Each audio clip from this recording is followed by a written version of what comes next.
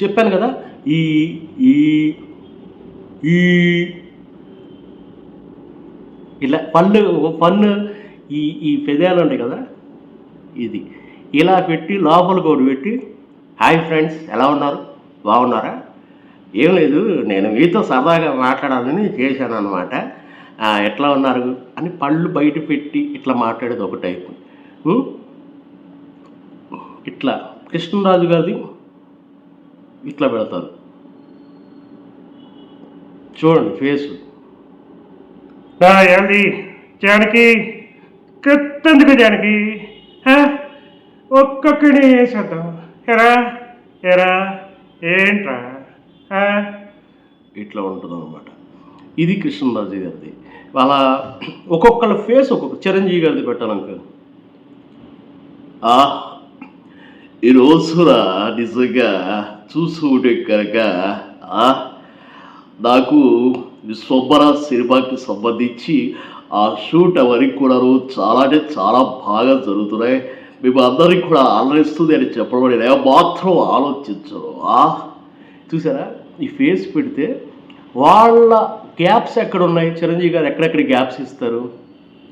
ఆ రోజు నేను అనుకున్న దానికి విరుద్ధంగా కనుక ఆ భాష కూడా మాట్లాడుతూ ఉండాలి.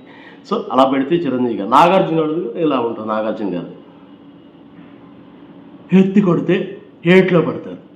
నేను ఈసారి బిగ్ బాస్లో మీ దగ్గరికి రాలేకపోతున్నాను, సారీ, ఇట్లా మూతి ఆ ఫేస్ పెట్టేదానిలో ఉంటుంది.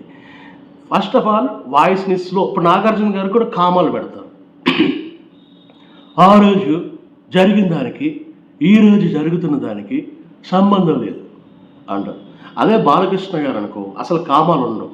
బాలకృష్ణ గారు ఫేస్ పెట్టినప్పుడు ఎలా పెట్టాలి అంటే మరి చాలా ఏ దేశ చరిత్ర చూసినా ఏమున్నది గర్వకారణం నరజాతి మొత్తం పరజీవన పరాయణత్వం. ఇప్పుడు అదే బాలకృష్ణ గారు డైలాగ్స్ చూసామంటే ఫాస్ట్ ఉంటుంది, స్పీడ్, ఆయన అసలు వెరీ ఫాస్ట్ బాలర్. మీ ఊరు వచ్చా, మీ ఇంటికి వచ్చా, మీ నటింటికి వచ్చా, అలా ఏదన్నా డైలాగ్ చెప్పాలన్నా సెంటెన్స్ చెప్పాలన్నా స్పీడ్గా చెప్తారు. ఆయనది అలా అలా పెట్టాలి, ఫేసు కళ్ళు మార్చాలి. నాగార్జున గారిది ఒకలాగా, పవన్ కళ్యాణ్ గారిది పెదాలు ఇలా పక్కన పెట్టు, కొంచెం ఇది కొంచెం క్రాస్ ఉంటుంది అన్నమాట. అంటే వేరే వాళ్ళ వాయిస్ చేసినప్పుడు అంటే ఏమంటానంటే నేను నేను ప్రతి విషయాన్ని నేను చాలా సున్నితంగా ఆలోచిస్తాను. నాకు చాలా కోపం వస్తుంది. వీళ్ళందరూ చేసే పనులు ఇవన్నీ చూస్తుంటే నా నిజంగా గుద్దేలు అనిపిస్తుంది ఒక్కొక్కని.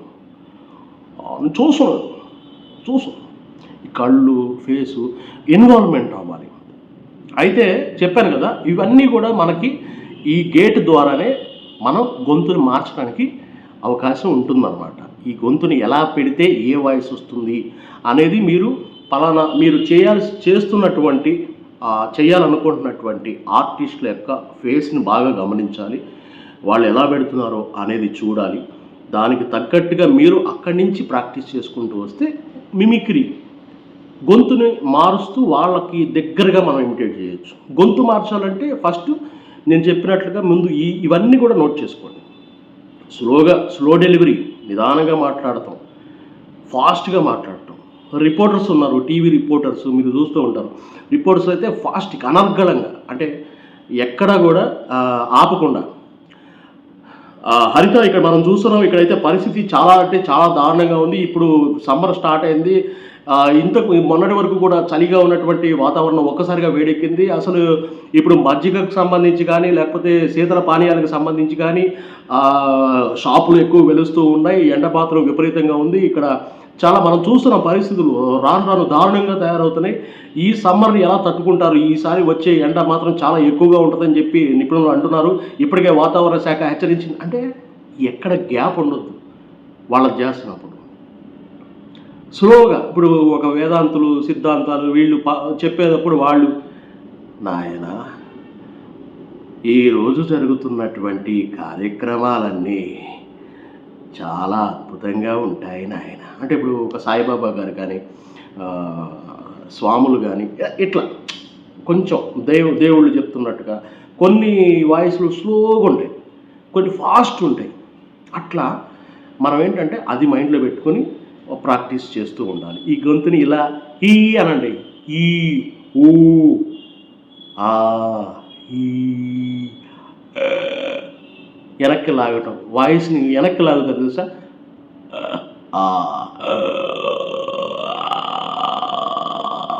ఇలాంటి సౌండ్స్ వస్తాయి. మీరు వెనక్కి లాగితే గొంతులో ఎప్పుడైనా వాయిస్ని ముందుకు మనం వదులుతాం, ముందుకు వదలకుండా శ్వాసను పీల్చి ఇలా వదులుతాం కదా, వదిలిన తర్వాత వెనక్కి లాగండి, వాయిస్తో సహా లాగండి.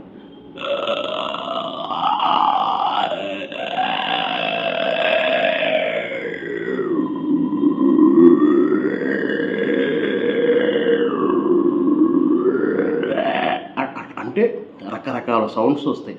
అంటే మనం ఈ వదిలేటువంటి వాయిస్నే అటు చేసి ఇటు చేసి ఎన్నో మ్యాజిక్లు చేసి గొంతుతో మనం ఒక గేమ్ ఆడుకోవచ్చు అనమాట.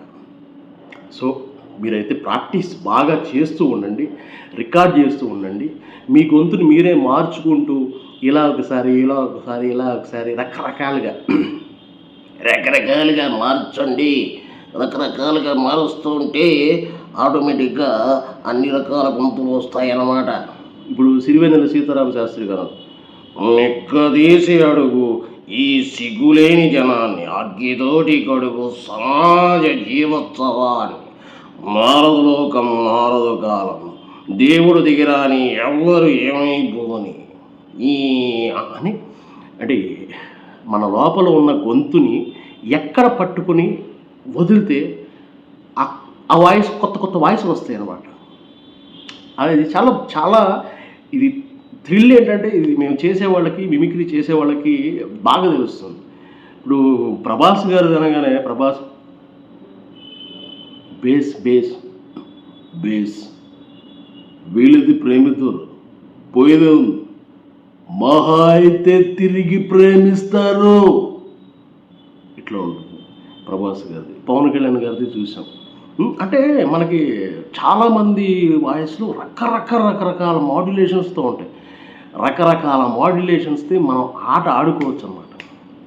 ప్రాక్టీస్ చేస్తూ ఉంటే బాగా ఆడుకోవచ్చు. అయితే ఇది నేను బేస్ పాయింట్స్ చెప్పాను, మీకు అర్థమైందని అనుకుంటున్నాను. మీరు ప్రాక్టీస్ చేయండి, బాగా చేయండి. ప్రాక్టీస్ చేసి నాకు చెప్తూ ఉండండి, అన్న మేము ఇలా చేస్తున్నాం ప్రాక్టీసు, మాకు ఈ డౌట్స్ ఉన్నాయి మాకు అని అడుగుతూ ఉండండి. మీకు ఖచ్చితంగా మీకు ఆ డౌట్స్ అన్ని క్లియర్ చేస్తాను.